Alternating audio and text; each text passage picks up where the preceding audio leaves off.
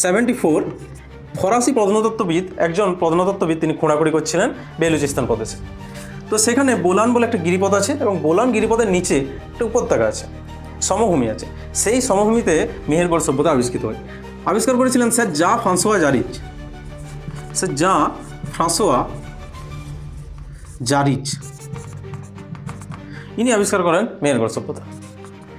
এই টাইমের সভ্যতায় যখন পৃথিবীতে আর কোনো সভ্যতা গড়ে ওঠেনি, তখন ভারতের বুকে একটা সভ্যতা ছিল মেহেরগড় সভ্যতা, এবং এই সভ্যতাতেই প্রথম তুলার চাষ হয়েছিল এবং সেখান থেকে বস্ত্রও তৈরি করা হয়েছিল, কাপড় জামাও তৈরি করা হয়েছিল। পশমের বস্ত্রেরও প্রমাণ সেখানে পাওয়া গেছে। মেহেরগড় সভ্যতায় প্রথম কৃষিকাজেরও প্রমাণ পাওয়া গেছে। পৃথিবীর মধ্যে আর কোথাও এর আগে কৃষিকাজের প্রমাণ পাওয়া যায়নি। নব্যবস্ত্র যুগের মেহেরগড় সভ্যতাতেই প্রথম কৃষিকাজেরও প্রমাণ পাওয়া গেছে। জানা যায় যে বার্লি, রাগি, গম ইত্যাদি ফসলের চাষও সেখানে হতো। এই মেহেরগড় সভ্যতাতেই রোদে পোড়ানো ইট দিয়ে বাড়ি বানানোর ঘটনা পাওয়া গেছে। এই ঘটনাগুলো অবাক করে যখন রক ডেটিং বা কার্বন 14 ডেটিংয়ের মাধ্যমে জানা যায়, সভ্যতাটা মোটামুটি 7000 খ্রিস্টপূর্বাব্দের সভ্যতা, এবং সেখান থেকে শুরু হয়ে সভ্যতাটা 3000 খ্রিস্টপূর্বাব্দ পর্যন্ত চলেছিল। নমস্কার, স্বাগতম সবাইকে। আগের ক্লাসে ইতিহাসের উপাদান ছিল, কি কি উপাদান থেকে আমরা ইতিহাসকে জানতে পারি।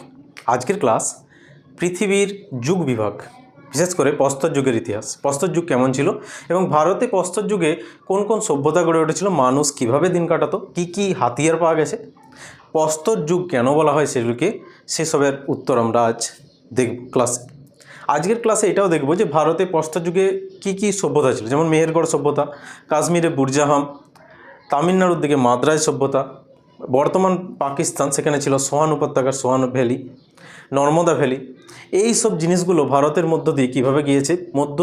যে প্রস্তর যুগ, মেসোলিথিক যুগ, সেইখানে আমাদের ভারতে গুহাতে কিছু চিত্র আঁকা হতো। তো গুহাচিত্র, এরকম বিখ্যাত গুহাচিত্র পাওয়া গেছে ভীমবেটকা গুহাতে। তো এরকম ইতিহাসকে জানতে গেলে আমাদের আগে ইতিহাসের যুগ বিন্যাস করতে হবে, ইতিহাসগুলো কী এবং কীভাবে আমরা ইতিহাসকে জানতে পারি। তো সেটা দেখতে গেলে আমাদের প্রথমেই যেটা দেখতে হবে, সেই ইতিহাসকে কয় ভাগে ভাগ করেছে। ইতিহাসকে জানার দিক থেকে বা ইতিহাসকে ব্যাখ্যা করার দিক থেকে মোটামুটিভাবে ইতিহাসকে 3 ভাগে ভাগ করেছে। তো এখানে ইতিহাস আমরা যদি ভাগ করি, তাহলে আমরা দেখতে পাবো যে হিস্ট্রিকে 3 ভাগে ভাগ করা যায়।